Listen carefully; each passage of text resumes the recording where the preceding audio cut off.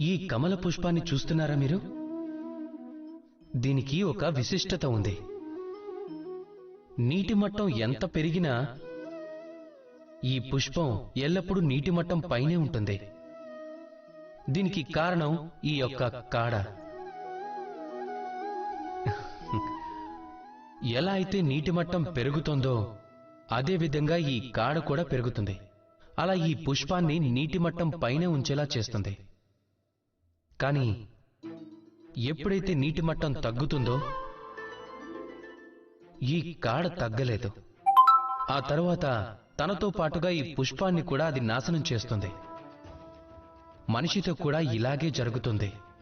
ఎలా అయితే మనిషి ధనవంతుడు అవుతూ ఉంటాడో అదే విధంగా అతని జీవన ప్రమాణాలు పెరుగుతూ ఉంటాయి. అతను ఆశలు పెరుగుతూ ఉంటాయి. అతని అవసరాలు పెరుగుతూ ఉంటాయి. ఎప్పుడైతే శ్రేయస్సు తగ్గడం ప్రారంభమవుతుందో అప్పుడు అతని అవసరాలు తగ్గలేకపోతాయి. ఇక అలాగే ఈ కమలంలాగే మనిషి కూడా విరిగిపోతాడు.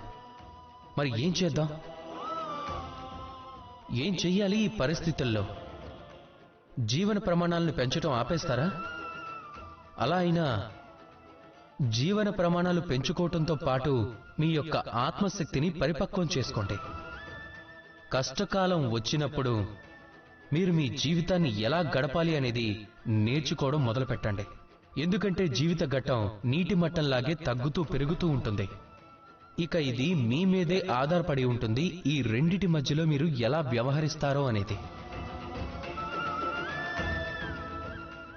రాధా కృష్ణ.